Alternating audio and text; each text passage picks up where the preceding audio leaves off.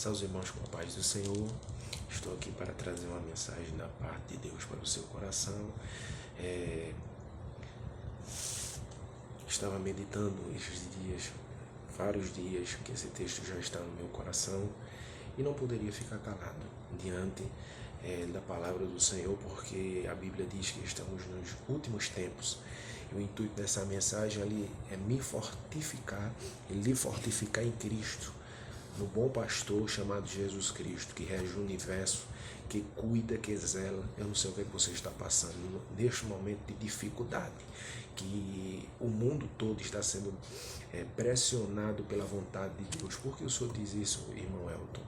Porque estes são os sinais ditos pelo Senhor: guerra, fome, peste, que seriam necessários para que o Senhor cumprisse a sua palavra para voltar e buscar a sua igreja. Então, não sei o que você está passando, mas o intuito desta mensagem é que você esteja cada dia mais fortalecido em Cristo e sabendo que, apesar dessas dificuldades, existe um Deus que lhe ama, que vela por você, que cuida de você e que tem preparado um lugar especial para aqueles que entregam a sua vida ao Senhor, deixam para trás aquilo que um dia praticou e passa a ter uma vida nova, porque o Senhor perdoou os seus pecados. E o texto que leio e tenho lido, que o Senhor tem falado ao meu coração, está registrado em João 18, capítulo 18, do versículo 1 ao versículo de número 11, que diz assim: Tendo Jesus dito isto, saiu com seus discípulos para além do ribeiro de Cédron, onde havia um horto, no qual ele entrou com seus discípulos. E Judas, que o traía, também conhecia aquele lugar, porque Jesus muitas vezes se ajuntava ali com seus discípulos. Tendo, pois, Judas recebido a corte e oficiais dos principais sacerdotes e fariseus, veio para ali com lanternas e archotes e armas. Sabendo, pois, Jesus todas as coisas que sobre ele havia de vir, adiantou-se e disse-lhe: A quem buscais? Responderam-lhe: A Jesus o Nazareno. Disse-lhe Jesus: Sou eu. E Judas, que o traía, estava com eles. Quando lhes disse: Sou eu, recuaram e caíram por terra, tornando-lhes, pois, a perguntar: A quem buscais? E eles disseram: A Jesus o Nazareno. Jesus respondeu: Já vos disse que sou eu. Se, pois, me buscais a mim, deixais ir estes, para se cumprir a palavra que tinha dito: Dos que me destes, nenhum deles perdi. Então Simão Pedro, que tinha espada, desembainhou-a e feriu o servo do sumo sacerdote, cortando-lhe a orelha direita. E o nome do servo era Malco. Mas Jesus disse-lhe a Pedro: Mete a tua espada na bainha. Não beberei eu o cálice que meu Pai me deu? E diante deste texto, irei, por meio da ajuda do Espírito Santo, falar aquilo que o Senhor quer falar contigo. Porque lá no livro de Ezequiel, capítulo número 3, a Bíblia diz que o atalaia, ele tem que falar aquilo que o Senhor coloca no seu coração para falar. Seja bom ou seja ruim, escute ou não escute. A responsabilidade daquele que fala a palavra do Senhor é que ele diga em tempo e em fora de tempo, para que o povo venha ao arrependimento, para que eu, meditando primeiramente na palavra, analise a minha vida, embranqueça as minhas vestes e você esteja preparado para o tocar da trombeta, porque o Senhor virá buscar a sua igreja. E diante da responsabilidade de falar a palavra do Senhor, porque o intuito aqui é falar a palavra do Senhor que está registrado, aquilo que o Senhor falou está na Bíblia Sagrada, e você pode acompanhar na sua Bíblia Sagrada aí. Assim é a minha responsabilidade desta noite, falar a palavra de Deus, única e exclusivamente. E quando estava analisando esse texto, fiz algumas anotações aqui em meu notebook a respeito do que o Senhor me disse a respeito dessa passagem. Primeiro eu fui estudar o contexto. o contexto que está inserido essa passagem. Primeiramente, Jesus estava sendo levado, ou seja, ele estava num jardim chamado Getsemane, com seus discípulos orando, e neste momento de oração ele estava basicamente se resguardando das perseguições que ele estava sofrendo, porque ele estava sendo ameaçado de morte. Ele foi para o jardim orar, ele sabendo que chegou a hora da sua morte em cruz, que ele seria crucificado, ele foi orar ali junto com os seus discípulos. E a Bíblia relata que os 12 discípulos estavam ali, menos Judas, naquele jardim, orando, e 3 deles, Pedro, Tiago e João, foram para um canto reservado desse jardim com Cristo para orar com ele.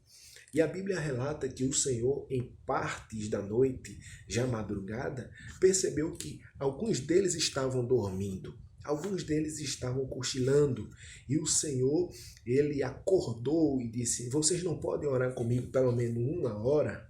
E aqui está já o início do teor desta mensagem. Se você é um leitor da Bíblia, você pode perceber que o Senhor, utilizando do exemplo de 10 virgens prudentes, ele chegou a falar que era necessário que, assim como as virgens prudentes registradas no livro de Mateus, que colocou azeite na sua lamparina e ficou esperando o esposo, assim seria necessário que aqueles que estivessem esperando a vinda de Cristo estivessem em atalaia, estivessem procurando embranquecer as suas vestes.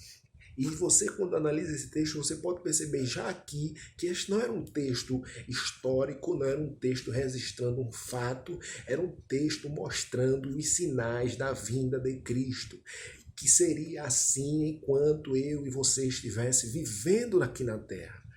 Seríamos afrontados e perseguidos, como ele disse: vós sereis os meus discípulos, mas padecereis aflições, padecereis necessidades. Enquanto estiverem aqui, sereis afetados por peste, por calamidade, mas nenhuma coisa poderá lhe atingir para que venha lhe matar, lhe ferir, se não for a minha vontade, se não for o meu querer. Mas existe algo maior, que é o céu que lhe aguarda.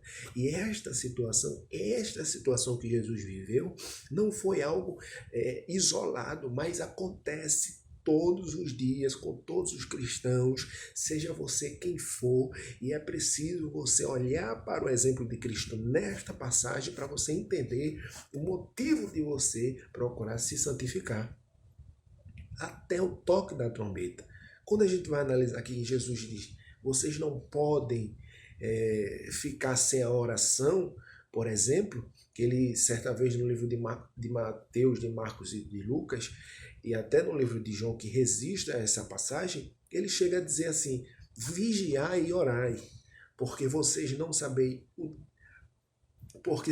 vocês não sabeis o dia nem a hora que o Filho do Homem virá. Mas necessariamente a passagem que eu queria citar é que ele diz que nós devemos viver em oração, porque o espírito está pronto, mas a carne ela é fraca. E ele diz isso a Pedro. Ele registra isso a Pedro no Getsemane, disse: Pedro, você não pode orar nenhuma hora, o espírito ele está pronto, mas a carne é fraca. Vigiai e orai para que não caís em tentação. Ele estava dizendo assim, que no momento em que os sinais estiverem acontecendo, é necessário fazer força. Ele disse mais: o céu ele é tomado à força, e só vai chegar no céu aqueles que fizerem força. Ele está dizendo assim: vai acontecer os sinais, está acontecendo os sinais: peste, fome, escuridão, guerra, rumor de guerra. Mas é necessário para que aqueles que têm as suas vestes brancas se limpem mais. E aquele que não tem, que procure se limpar, porque só vai chegar lá quem fizer força. E quando a gente registra esse texto, existem verdades aqui escondidas por detrás desta mensagem, e que o Senhor tocou o meu coração, e que neste primeiro momento eu irei falar a respeito disto. Que registrei inclusive aqui no meu, estudando a palavra de Deus, aqui no meu notebook.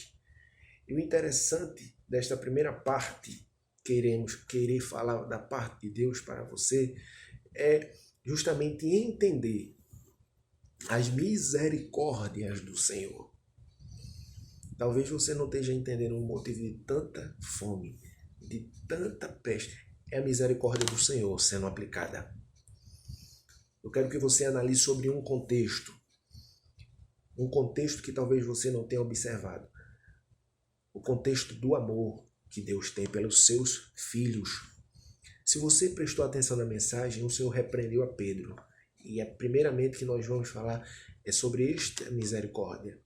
Porque ele repreende a Pedro. Pedro, estou te repreendendo porque só quem vai para o Calvário sou eu, Pedro. A Bíblia deixa bastante clara, no versículo número 8, Jesus respondeu, já vos disse que sou eu. Se, pois, me buscai a mim, deixai ir estes. Este é o contexto que eu quero que você analise. O cuidado que Deus tem com os seus filhos. Ele sofreu e padeceu na cruz. E não diferentemente hoje, talvez você está sendo afetado. Mas o Espírito Santo de Deus, pela fome, pela falta de dinheiro, pela escassez, pela falta de saúde, mas o Espírito de Deus te ama. Jesus enviou seu Filho para demonstrar esse amor a ti. Você precisa sentir este cuidado que eu sinto. Que nós que servimos a Cristo sentimos. Você é o principal foco desta mensagem. É saber que aqueles que são filhos de Deus passam por dificuldades. Também estamos sofrendo com essas calamidades, mas estamos debaixo da proteção de Deus. Ele nos livra de muitas coisas. Ele nos protege, ele nos guia. O salmista chega a nos dizer no Salmo 23, ele é o meu pastor. Se eu passar pelo vale da sombra da morte, não temerei mal algum, porque tu estás comigo. A tua vara e o teu cajado me consolam. Ele estava dizendo assim, olha, a gente passa por dificuldade. A gente também está sendo alvo dessas dificuldades, porque estamos na terra. Mas em todas essas coisas somos mais que vencedores, porque Cristo está conosco. E é esta a principal mensagem que eu quero que você analise. A primeira coisa sobre a misericórdia do Senhor que você pode analisar neste texto aqui é uma advertência. É uma advertência que está registrada historicamente na Bíblia. Historicamente, digo porque há muito tempo o Senhor já vinha tratando com Israel a respeito disso. E Israel não escutou. E a primeira coisa que eu pude observar e estudando alguns livros a respeito dessas advertências é que o Senhor advertiu Israel que eles seriam cortados e pessoas seriam cortadas com a sua espada se não estivessem enxertados em Cristo. E aqui eu já entro literalmente na ação de Pedro ali no jardim, quando ele é repreendido pelo Senhor para que não cortasse, não usasse a espada para agir dessa forma. Mas Deus, quero lhe alertar, usará a sua espada. O Senhor usará a sua espada. Literalmente, se você é um leitor da Bíblia, você sabe que no livro de Apocalipse e tantos livros do Antigo Testamento, a Bíblia diz que o Senhor utilizará a sua espada para ferir, para matar aqueles que ficarem aqui após o arrebatamento da igreja. E é este alerta que quero fazer. Meu intuito não é lhe ferir com a espada, porque a palavra de Deus, ela analogicamente falando, o Senhor Jesus utilizando as Escrituras, ele disse assim, falando as Escrituras, ele disse, não é pois a minha palavra como a espada, que vai até a divisão da alma e do espírito, das juntas e da medula, e apta para discernir as intenções do coração. A minha intenção não é utilizar essa espada para lhe ferir, mas para lhe alertar a respeito da verdadeira espada do Senhor que será aplicada após o arrebatamento da igreja, que virá para ferir, para matar. E uma das pessoas que serão afetadas por essa espada é o povo de Israel. Romanos capítulo de número 11, se você puder abrir, ver na sua Bíblia, Romanos capítulo de número 11 e o versículo de número 22, você vai perceber o Senhor falando justamente a respeito da aplicação dessa espada pelo apóstolo Paulo. Pedro, naquele momento, foi repreendido pelo Senhor para não usar a espada, porque o intuito daquele momento era que o Senhor morresse por mim e por você. Mas depois que ele morreu, depois daquele contexto, eu, como cristão, devo olhar e estar atento a essas coisas que o Senhor falou a Paulo. Romanos capítulo número 11, o título dessa mensagem é assim: o futuro de Israel. Quando a gente observa no versículo 22 aqui nas minhas anotações que eu fiz, porque estudei a respeito desse tema, a forma que o Espírito Santo me guiou para estudar, ele diz assim: considerai, pois, a bondade, Romanos 11 e 22, e a severidade de Deus para com os que caíram, severidade, mas para contigo a benignidade de Deus, se permaneceres na sua benignidade.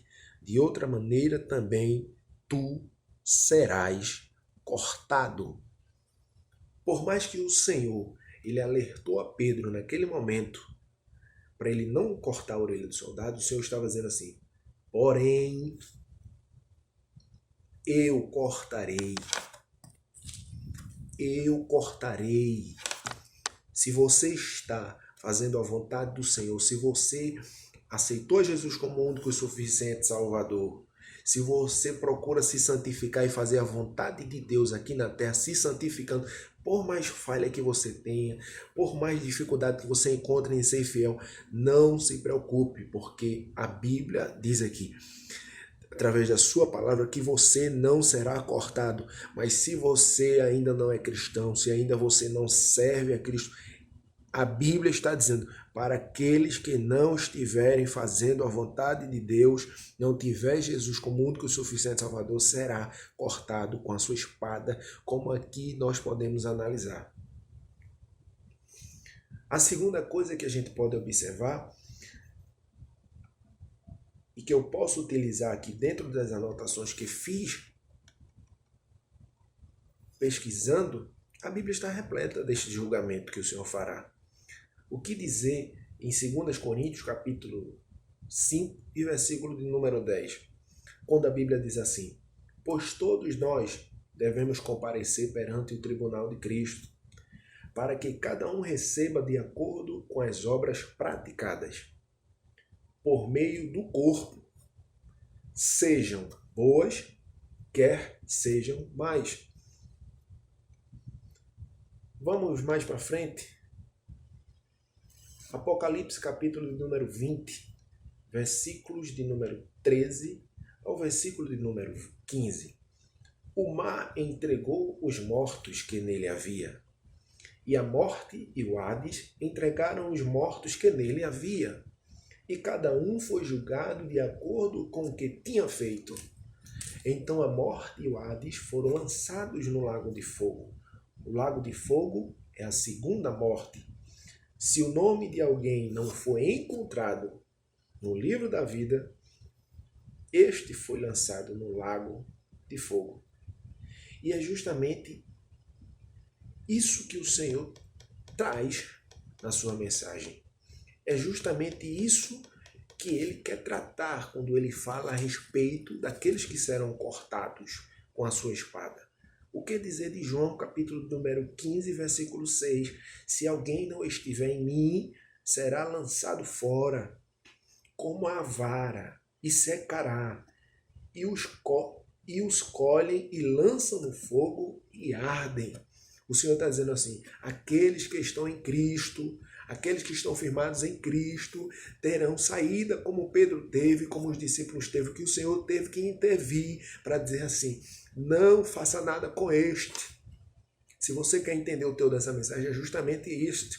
Você está padecendo necessidade porque ama Cristo, porque serve a Cristo, porque não abre mão de Cristo, não nega Cristo, haverá um escape para a tua vida.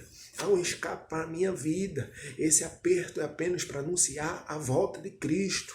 para que aqueles que não aceitaram a Jesus não venham dizer, eu não sabia, mas o Senhor está cumprindo aquilo que Ele está dizendo. Mas assim como fez com os discípulos, protegendo eles, inclusive de atitudes que eles poderiam tomar erradas para se ferir, o Senhor disse, eu não permitirei, mas protegerei aqueles que estão ligados a mim. Mas aqueles que não estiver ligados a mim será julgado, será lançado no fogo, usarei a minha espada para cortar. A segunda coisa que a gente pode analisar a respeito dessa utilização da espada do Senhor, existem vários assuntos aqui que esse texto de João ele trata, e mais para frente iremos tratar, mas a princípio o contexto é esse: permanecer ligados a Cristo para não ser cortado. É você ter análise por dizer, eu sou daqueles que o Senhor cortou da videira, que é Cristo, ou eu sou daqueles que está ligado? Se eu sou que estou ligado, estou em rumo ao céu. Se eu não estou, eu estou rumo ao inferno. Esta é a palavra, não tem como seguir diferente. A segunda coisa que Deus diz a respeito dos eleitos que estão ligados é um alerta. Inclusive, o apóstolo Paulo, neste mesmo capítulo 11, Romanos 11, 7, ele diz o cuidado de você não achar que você, por ter aceitado Jesus, o seu destino é céu. Pelo contrário, vigiar e orar. É necessário você manter essa comunhão. E no versículo 7 ele diz, do capítulo 11 de Romanos, pois que o que Israel buscava não o alcançou, mas os eleitos o alcançaram, e os outros foram endurecidos. O que é que esse versículo está querendo dizer? O que é que o Senhor está querendo dizer? É que existe uma doutrina ou uma teoria chamada teoria da predestinação, que acredita que uma pessoa que é salva uma vez, ela é salva para sempre. Existem duas correntes basicamente de predestinação que eu irei utilizar, basicamente que eu irei utilizar aqui nessa mensagem, que é a teoria calvinista de predestinação absoluta e a predestinação acreditada por Martim Lutero. Quando a gente vai observar essa teoria de Calvino, a gente observa uma grande falha espiritual aí, porque não tem base bíblica. Porque ele acredita que existe uma teoria, uma doutrina de predestinação em que o nosso destino já está traçado, não tem como a gente mudar esse destino, não tem como. Por exemplo, ele chega a acreditar que o Senhor já predestinou quem vai para o céu e quem vai para o inferno, quem vai ser rico, quem vai ser pobre, quem vai sofrer e quem vai viver na bonança. E não é por aí. Ele não levou em consideração o livre-arbítrio, isso é antibíblico. E justamente iremos utilizar alguns textos e algumas referências para que você esteja lutando para ir para o céu. Não cometa a falha de achar que porque está ligado à videira, você já está salvo para sempre. Não, o céu é tomado à força, você precisa continuar, porque você não está predestinado, salvo uma vez, salvo para sempre. Iremos utilizar textos bíblicos para lhe mostrar isto. O primeiro está em Romanos, capítulo de número 8, do versículo 28 ao versículo de número 30, que nos diz: e sabemos que todas as coisas contribuem juntamente para o bem daqueles que amam a Deus, daqueles que são chamados segundo o seu propósito. Porque os que dantes conheceu, também os predestinou para serem conforme a imagem de seu Filho, a fim de que ele seja o primogênito entre muitos irmãos. E aos que predestinou, a estes também chamou. E aos que chamou, a estes também justificou, e ao que justificou, a este também glorificou. Isso está em Romanos 8, 28 ao 30. E é justamente aqui que você precisa entender o que é predestinação dita nesse versículo para você não cair no erro calvinista. E qual é? é que o calvinismo, ou a doutrina de predestinação, além de dizer que você está salvo uma vez salvo para sempre, ele acredita que a eleição está diretamente associada à predestinação. E são duas coisas distintas. A eleição é o ato da escolha e a predestinação é o fim desta escolha. Se você prestar atenção neste versículo, ele já é explicativo. Nesse versículo de número 28, Romanos 8, e versículo 29, o texto diz: porque os que dantes conheceu, também os predestinou. Olha a finalidade da predestinação: para serem conforme a imagem de seu Filho. Em momento nenhum a Bíblia diz aqui, porque salvo uma vez, salvo para sempre.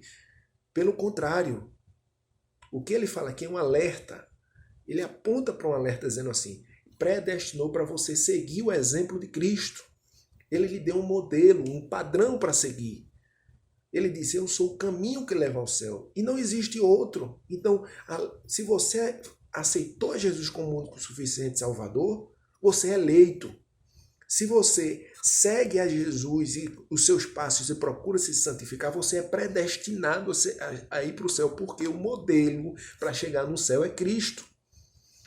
Para ser uma forma mais fácil de você entender, o Senhor disse o seguinte, eu vim para os que eram meus, mas os meus não me receberam. Mas eu dei o poder de ser chamados filhos de Deus para aquele que me aceitou. Isso é eleição. Dentre bilhões de pessoas no planeta, dentre muitas pessoas no mundo que não aceitaram a Jesus como único suficiente Salvador e não tem a presença do Espírito Santo dentro da sua vida, você aceitou. E por conta disso, você foi eleito para ser morada de Deus. Ele disse, não foi vocês que me escolheram, mas eu escolhi a vocês. Ele está dizendo, eleição, você ser eleito por Deus, é dentre muita gente no mundo ele escolher você para morar por conta do seu livre-arbítrio de mudar o seu destino. E isso já quebra toda ideia calvinista de que não existe o livre-arbítrio, a opção de mudar a sua escolha de não ir para o inferno. Pelo contrário,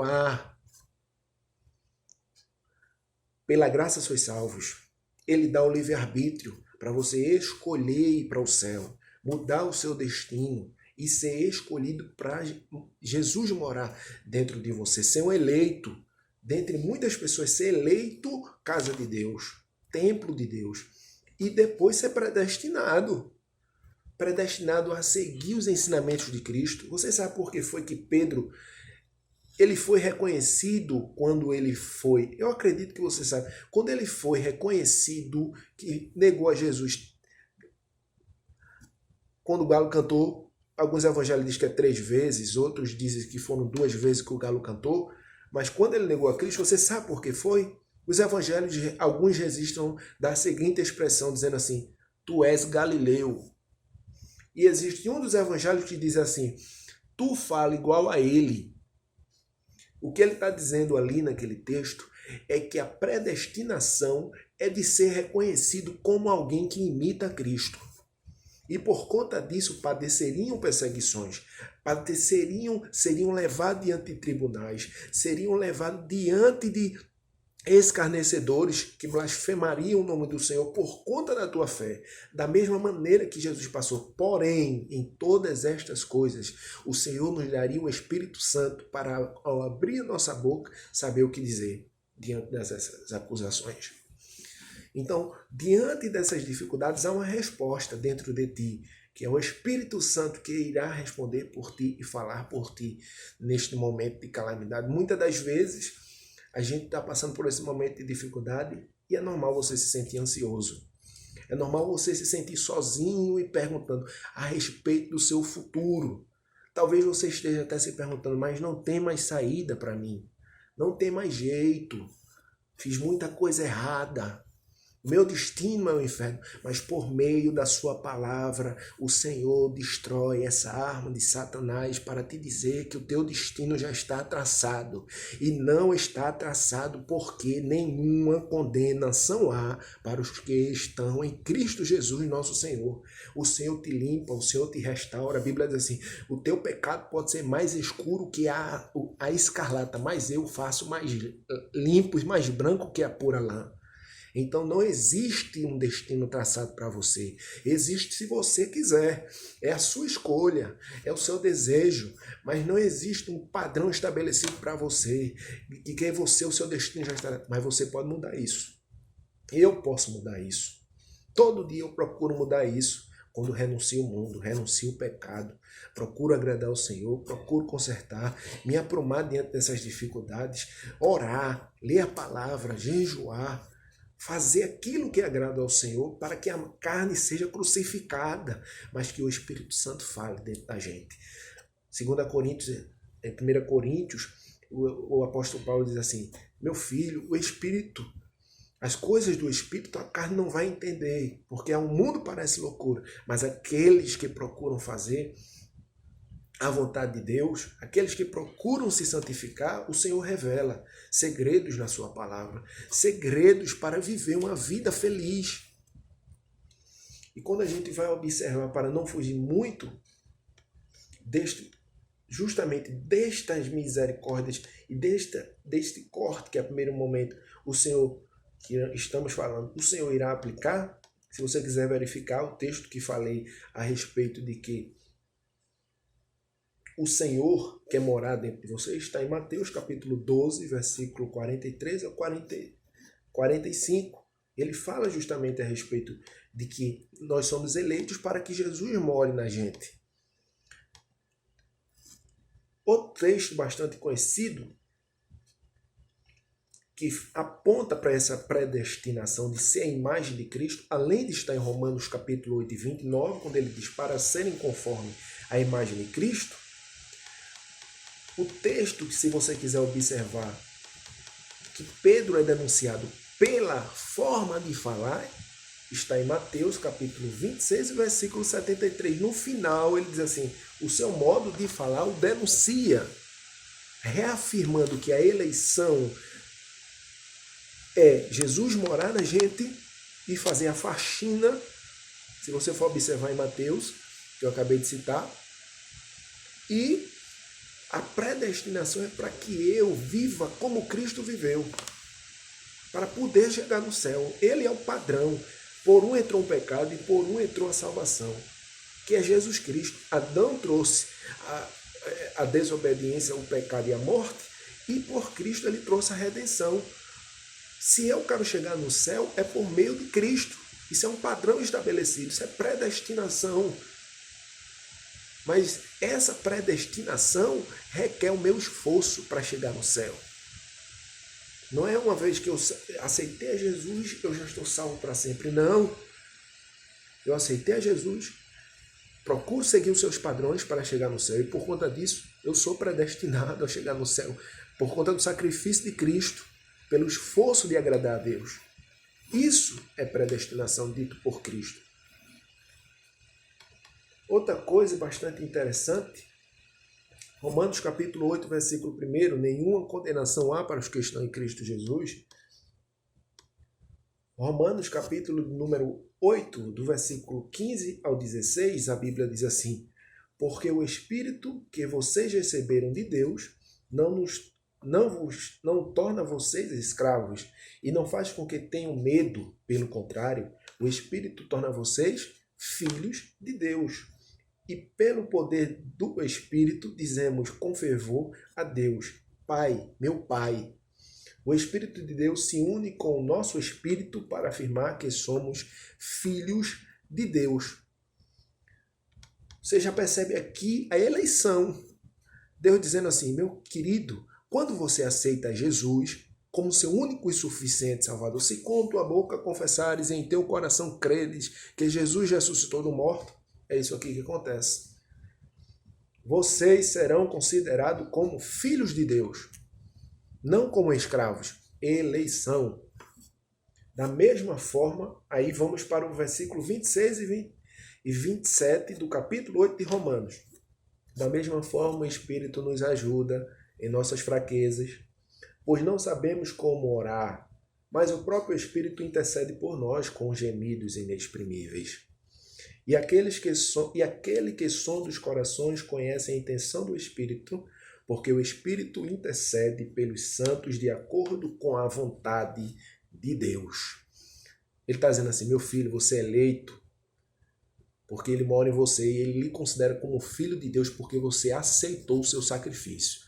Aceitou Jesus como o único suficiente Salvador e você é predestinado para obedecer porque você tem um Espírito de Deus dentro de você que a sua natureza humana não conseguiria fazer você vencer. Mas é a presença do Espírito Santo, é essa eleição que o Senhor colocou dentro de você, por meio da presença do Espírito Santo que te faz num momento de tristeza e nesses momentos de dificuldade que nós estamos passando agora e nos momentos de dificuldade que você está passando, não sei se é fome, se é falta de dinheiro, se é doença, se você está no hospital, se você está na sua casa detido sem poder sair do seu lar, mas a Bíblia está dizendo, é esse Espírito Santo que vai te predestinar para o céu, porque mesmo que você não tenha palavras, ele vai falar por você aí na sua boca por meio de lágrimas, de gemidos, de choro, talvez não tenha mais palavras para você falar diante de tanta dificuldade, mas o Senhor, por meio do Espírito Santo, está reafirmando, mas tu estás salvo, o meu Espírito Santo se move dentro de você, está falando por você na oração e você precisa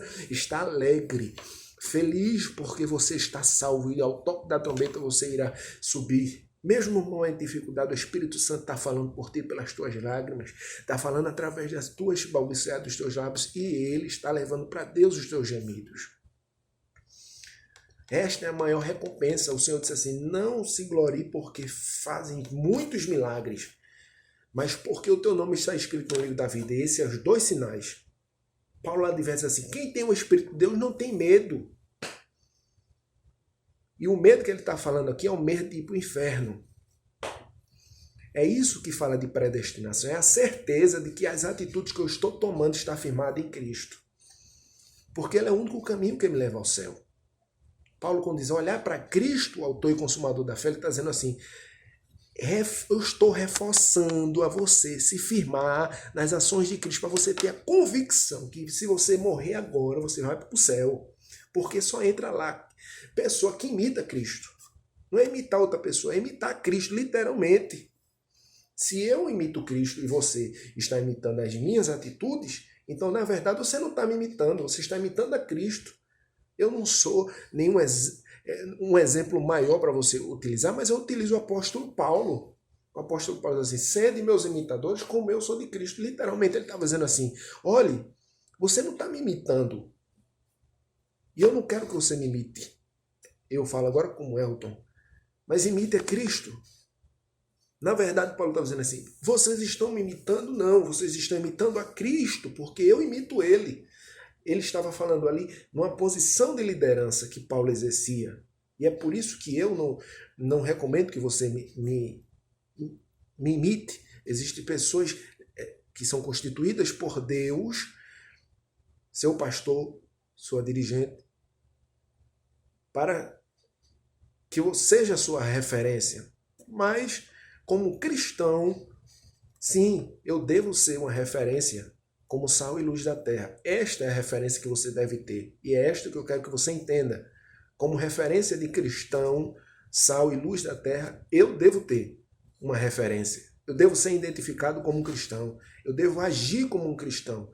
Não é para mostrar ao mundo que eu sou cristão, porque o Senhor disse assim, não se pode esconder uma lâmpada debaixo, por exemplo, de um alqueire e querer que dentro do escuro ela não apareça, ela vai aparecer. Como cristão eu preciso estar pronto para o arrebatamento da igreja. E é isso que eu estou reforçando aqui. Quando a gente vai falar o segundo ponto, além de eu saber que eu não estou predestinado para sempre, salvo uma vez, salvo para sempre, eu posso ser cortado se eu não obedecer a palavra de Deus, mas Malco ele foi cortado a sua orelha. O Senhor restabeleceu a orelha de Malco, colocando ela no lugar, ou criando outra orelha, não sei a interpretação que você pode ter a respeito disso, mas ele foi cortado. Ele repreendeu Pedro ali, foi porque O Senhor estava protegendo Pedro enquanto ele estava na terra. E ele está nos protegendo enquanto nós estamos na terra. Até aí, não mais adiante, ele disse a Jeremias, olha Jeremias, assim como eu coloquei limite no mar e as ondas quando viram assim, elas vêm na sua fúria e caem e retornam e não passam daquele limite, assim sou eu. Eu coloco limites para que não atinjam o meu povo. E ele falou isso quando o povo estava preso na Babilônia, quando estava sendo cativo por Nabucodonosor. Ele diz assim como eu coloquei limite nas ondas, eu também coloco limite no sofrimento do meu povo. E assim como eles forem, eles vão voltar. Os filhos deles vão voltar e há esperança para o seu futuro. Jeremias 30:17, ele diz, pois há esperança para o teu futuro, porque os teus filhos voltarão da terra do inimigo. Então, quando a gente vai analisar o segundo ponto, eu não sou predestinado, salvo uma vez, salvo para sempre. Pelo contrário, eu sou eleito, porque Jesus mora em mim, e eu luto para chegar no céu pelo exemplo de Cristo. Esse é o meu modelo. A segunda coisa, os enxertados devem ocupar o lugar daqueles que se viraram as costas para o Senhor. Está registrado em Romanos, capítulo 11, versículo 16 ao 22. Veja o que diz. E se as primícias são santas, também a massa o é. Se a raiz é santa, também os ramos o são. E se alguns dos ramos forem quebrados, e tu, sendo jambuzeiro, foste enxertado em lugar deles, e feito participante da raiz e da seiva da oliveira, não te glories contra os ramos. E se contra eles te gloriares, não és tu que sustentas a raiz, mas a raiz a ti.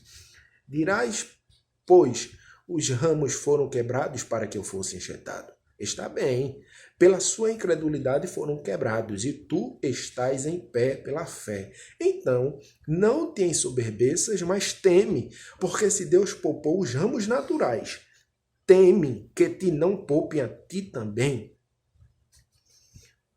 O que a gente está observando aqui é o Senhor dizendo assim, não existe salvo uma vez, salvo para sempre. Não é porque você foi enxertado. O que é isso, irmão? É o que é enxertado. Existe uma técnica na agricultura que existe o tronco de determinada árvore e eu quero colocar um galho que se desenvolva dentro dessa estrutura dessa árvore. Eu vou lá, faço um corte, coloco um encaixe de um galho lá, passo um isolante, algo que ligue ali aquele galho àquele corte que eu fiz naquela árvore, e a partir de poucos tempos, aquele galho que eu coloquei ali, ele fará parte da árvore. A natureza fará com que aquele pedaço de galho que eu coloquei naquele corte daquela árvore faça parte agora daquela árvore. Então o Senhor estava advertindo a Paulo, aqueles que naturalmente eram para ter Cristo. Quem é naturalmente? Israel. Israel, que Paulo fala aqui, era para naturalmente ser aqueles que estariam ligados a Cristo, mas viraram as costas para o Senhor com pecados, idolatrias, adultério, prostituição, se viraram as costas e o Senhor começou a salvar. O que dizer de muitas das vezes o Senhor caminhando e uma mulher vinha, e ele disse, não é lícito tirar o pão dos filhos e dar aos cachorrinhos. Eu vim para a casa de Israel, mas o Senhor fez aquilo porque sabia que o seu plano era para os perdidos, para os sem saída. E quando a gente observa isso aqui, ele está dizendo assim, naturalmente era para todos estarem, e eu generalizo agora, naturalmente era para todos, não apenas Israel, porque foram eles que viram o próprio Cristo. Eu não tive o privilégio, você não teve. Mas quem viveu com Cristo era para ter naturalmente o acesso ao céu, porque seguiu o exemplo de Cristo. Eu tomo essa palavra de alerta para a minha vida. Naturalmente, por estar falando para você, eu procuro todo dia, além de estar falando a palavra de Deus, viver a palavra de Deus, para que ao toque da trombeta eu possa subir. Este é o juízo, esta é a justiça que o Senhor vem aplicar na terra. E quando a gente observa isso, a Bíblia fala vários exemplos do que seria enxertado. Além de Paulo fazer essa recomendação, ele explica o que é enxertado.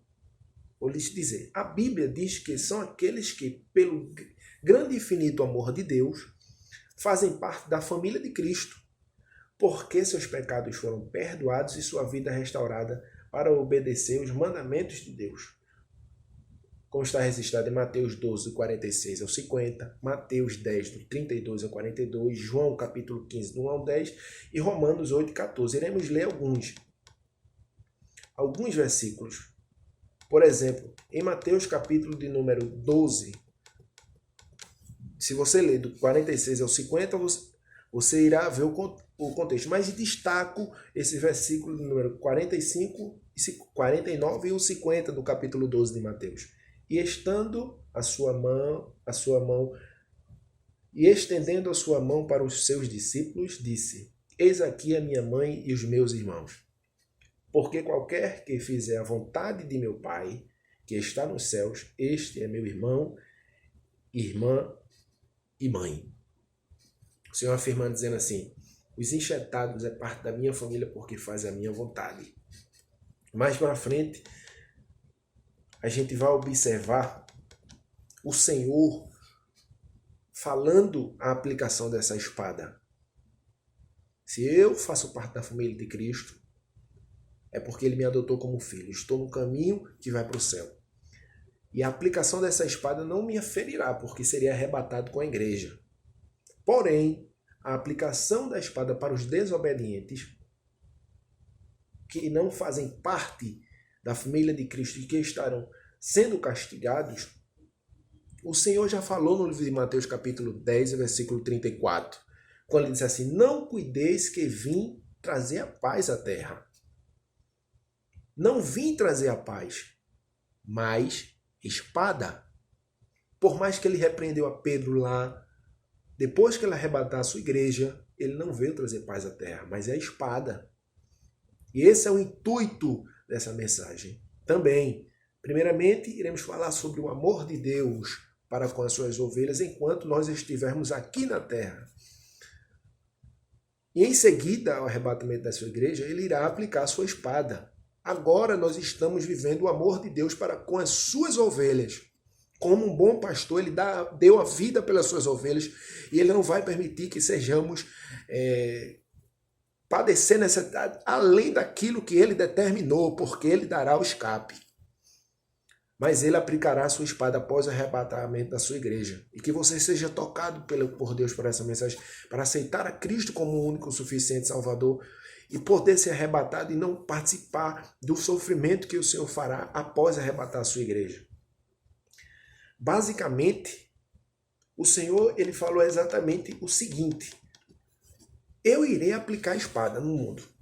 A palavra de Deus ela é a espada, foi a analogia à espada. O apóstolo Paulo nos Efésios chega até a dizer, se você puder observar, este é o exemplo da palavra de Deus. Espada, revestivos de toda a armadura de Deus, tomando sobre o escudo da fé, a espada do Espírito, que é a palavra de Deus, o capacete da salvação, a couraça do Espírito, os calçados do Evangelho da Paz. A Bíblia ela fala a respeito da palavra como espada. E a função da palavra de Deus como espada é para me examinar, é para me corrigir, é para me polir para eu poder chegar no céu. E ele diz isso. Filipenses 4, versículo 5 a 8. Seja a vossa equidade notória a todos os homens. Perto está o Senhor.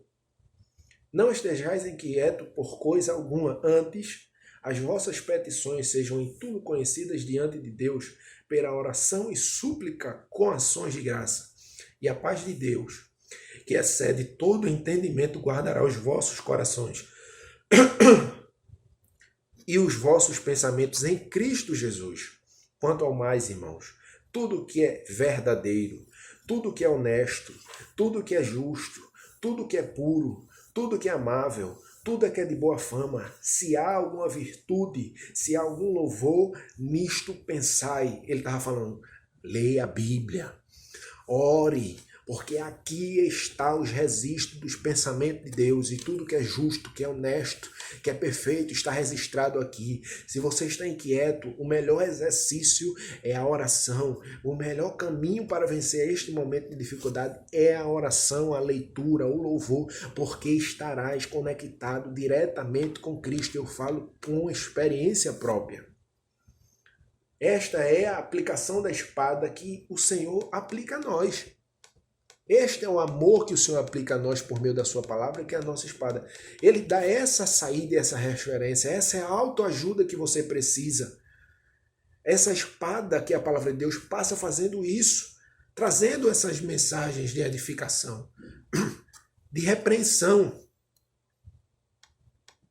A segunda coisa que estaremos já encerrando a primeira parte dessa mensagem, é que há esperança para você que está no mundo, para você que não está fazendo a vontade de Deus ainda, que está cortado.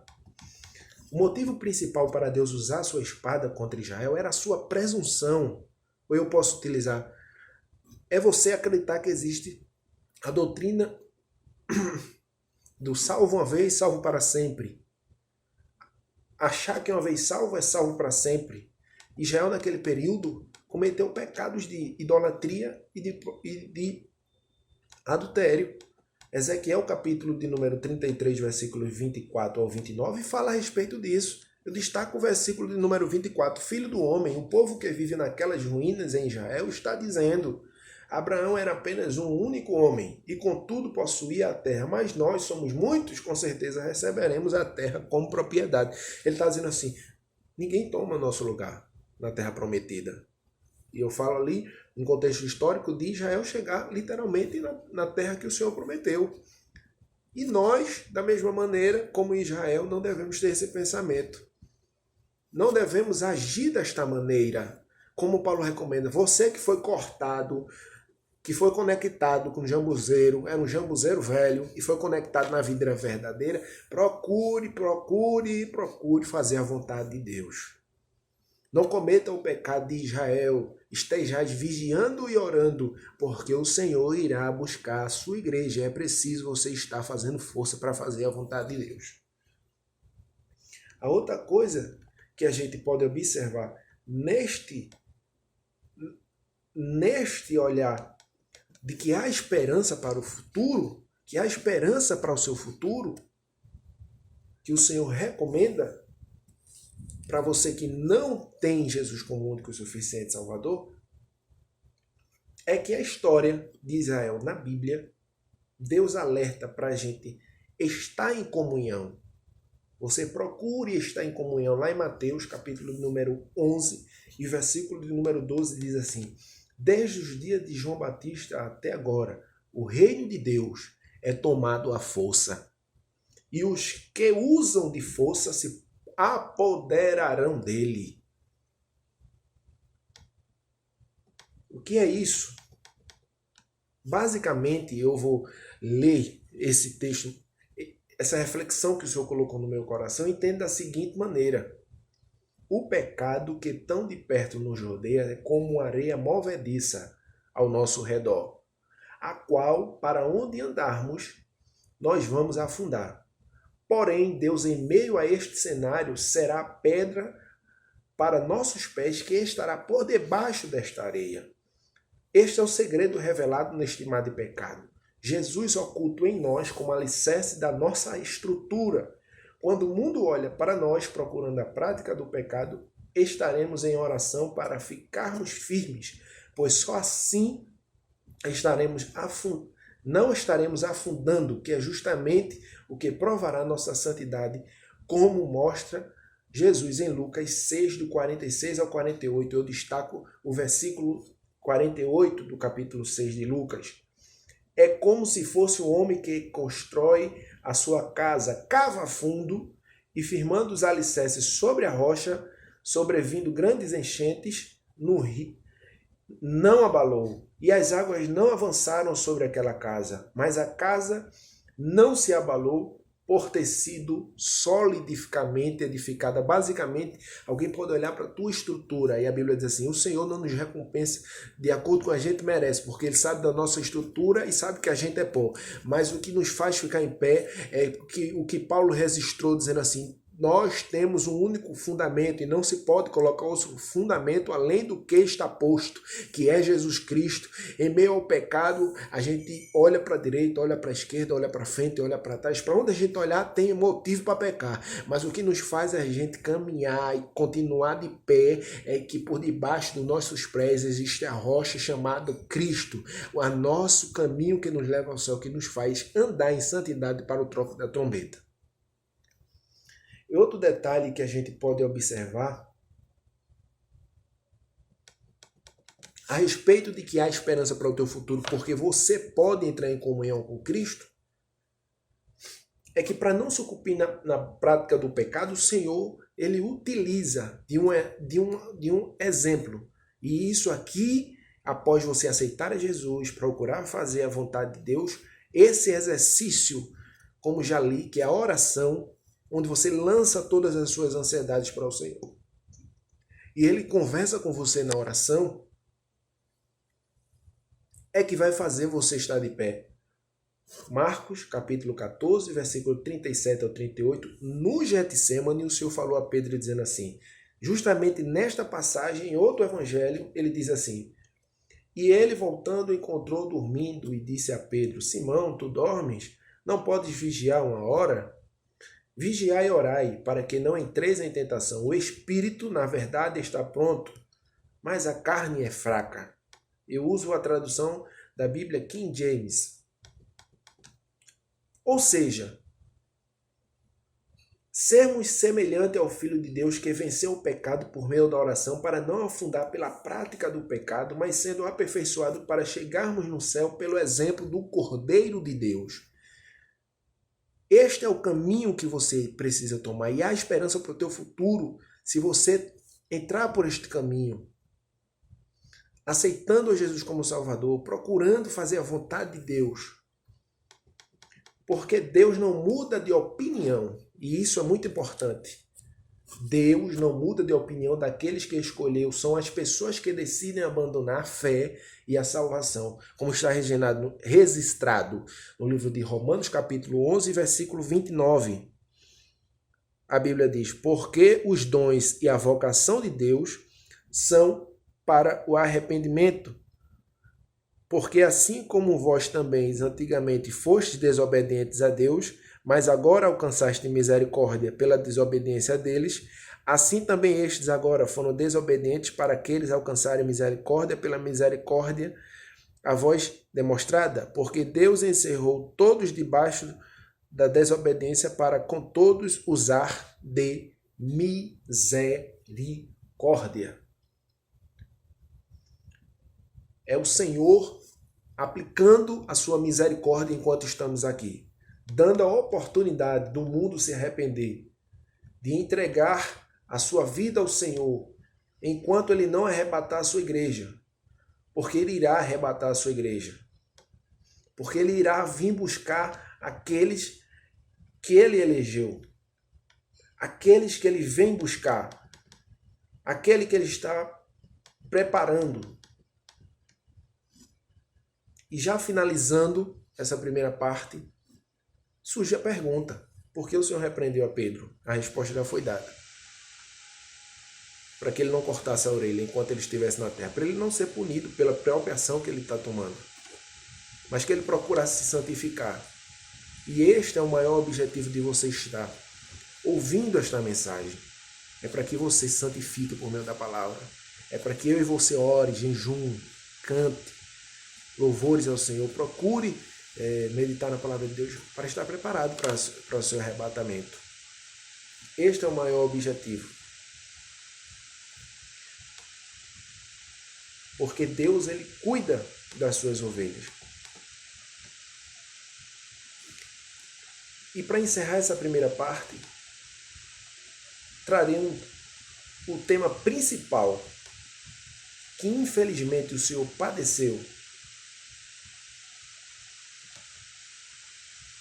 naquele momento do jardim, mas que ele precisou passar para que eu e você tivesse a vida eterna, para que eu e você tivesse uma saída, pudesse vencer, pudesse, como ele disse, recebereis o poder, que mesmo que sofra picada de escorpiões ou de serpentes, não te fará dano algum.